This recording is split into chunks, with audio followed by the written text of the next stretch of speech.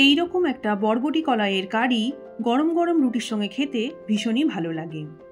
Hello friends, the Bong chef Shukla চ্যানেলে সকলকে welcome. আজকে আমার রেসিপি হলো বরবটি কলাইয়ের কারি, আর এটা ক্যাপসিকাম আর কিছু সস দিয়ে বানিয়েছি। আর এটা খেতে ভীষণই ভালো লাগে আর বানানো একদমই সহজ।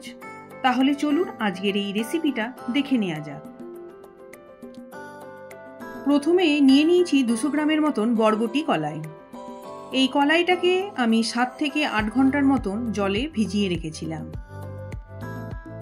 তারপর জল থেকে ছেঁকে তুলে নিয়েছি। এটাকে এবার একটু সেদ্ধ করে নিতে হবে। তো তার জন্য একটা প্রেসার কুকার নিয়ে নিয়েছি। পুরোটা প্রেসার কুকারের মধ্যে ঢেলে দিচ্ছি।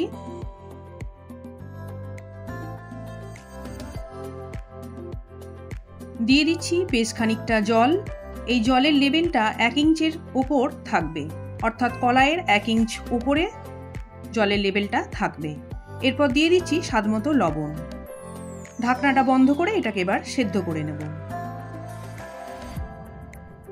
গ্যাসের ফ্লেমটা অন করে দিয়ে প্রেসার কুকারটা বসিয়ে নিয়েছি। হাই ফ্লেমে এই কলাইটাকে সেদ্ধ করে নেব। 4টে হুইসেল পড়ার পর গ্যাসের ফ্লেমটাকে অফ করে দেব। কিছুক্ষণ পর ফিরে আসছি, প্রেসারটা রিলিজ হয়ে গেছে। এরপর দেখে নেব কলাইটা কতটা সেদ্ধ হয়েছে।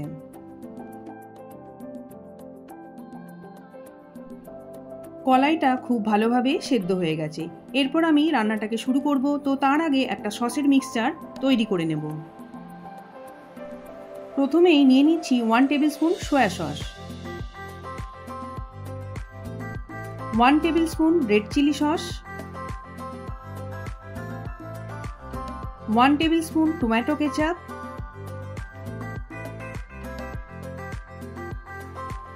1 টেবিল স্পুন ভিনিগার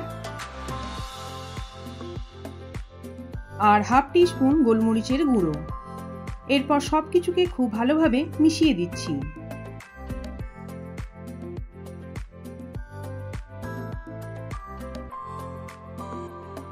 গ্যাসের ফ্লেমটা অন করে দিয়ে একটা কড়াই বসিয়ে নিয়েছি। কড়াইটাকে ভালোভাবে আগে গরম করে নিচ্ছি।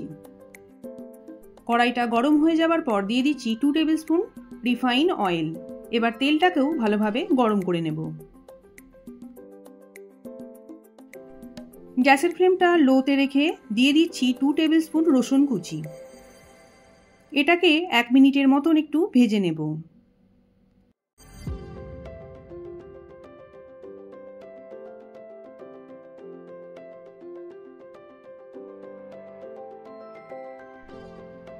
দুটো বড় সাইজের পেঁয়াজকে ঠিক এইভাবে কেটে রেখেছিলাম, সেইগুলোও দিয়ে দিলাম। খুব ভালোভাবে নেড়েচেড়ে 3 মিনিটের মতন ভেজে নিচ্ছি। 3 মিনিট ভাজার পর দিয়ে দিচ্ছি ক্যাপসিকাম কুচি। একটা বড় সাইজের ক্যাপসিকামকে ঠিক এইভাবে কেটে রেখেছিলাম, সেইগুলো দিয়ে দিলাম। এই ভিডিওটা ভালো লেগে থাকলে আপনারা অবশ্যই একটা লাইক দিয়ে দেবেন, কমেন্ট করবেন আর শেয়ার করে দেবেন। আর আমার চ্যানেলে নতুন বন্ধুরা চ্যানেলটাকে সাবস্ক্রাইব করে পাশে থাকা বেল আইকনটাকে প্রেস করে দেবেন।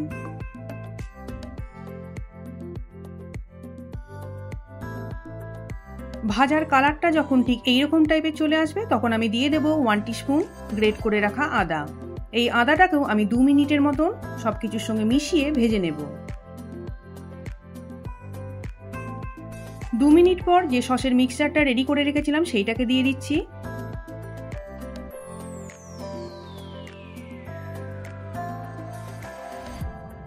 সবকিছুকে খুব ভালোভাবে মিশিয়ে নিয়ে 3 মিনিটের মতন কষিয়ে নিচ্ছি।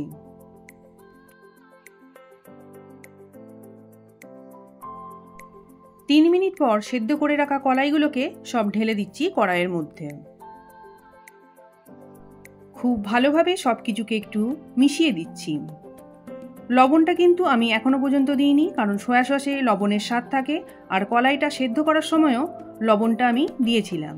সেই জন্য আমি একটু পরে লবণটাকে টেস্ট করে নিয়ে দেব। সসের বাটি ধোয়া জলটা দিয়ে দিচ্ছি। 1 কাপের মতন জল দিয়ে দিলাম। এবার ভালোভাবে একটু নেড়ে দিচ্ছি।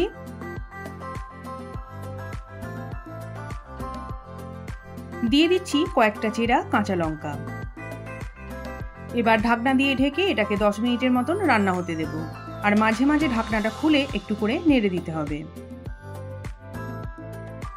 মাঝখানে একবার ঢাকনাটা খুলে একটু নেড়ে দিচ্ছি। এরপর একটু লবণ দিয়ে দেবো। লবণের পরিমাণটা একটু কম আছে, সেই জন্য দিয়ে দিচ্ছি সামান্য একটু লবণ।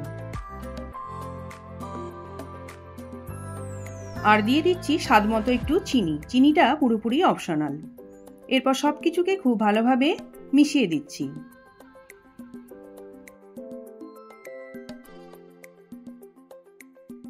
এবার ঢাকনা দিয়ে ঢেকে আবারও এটাকে রান্না হতে দেব।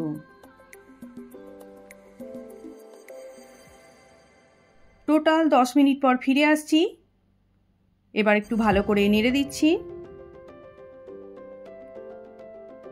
এই রান্নাটা প্রায় হয়েই গেছে। এরপর আমি গ্যাসের ফ্লেমটাকে অফ করে দেব।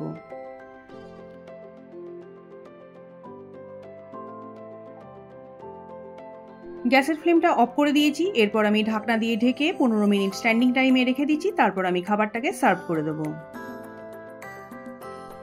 রেডি হয়ে গেছে বরবটি কলাইয়ের কারি। এটা এবার গরম গরম রুটির সঙ্গে খেতে ভীষণই ভালো লাগবে। দেখুন, বরবটি কলাইয়ের কারিটা দেখতে যতটা সুন্দর হয়েছে আর খেতে ততটাই সুস্বাদু হয়েছে। তাহলে আজকের মতো এখানেই শেষ করছি। আবার আসবো অন্য কোনো রেসিপি নিয়ে। আপনারা সবাই ভালো থাকবেন, সুস্থ থাকবেন।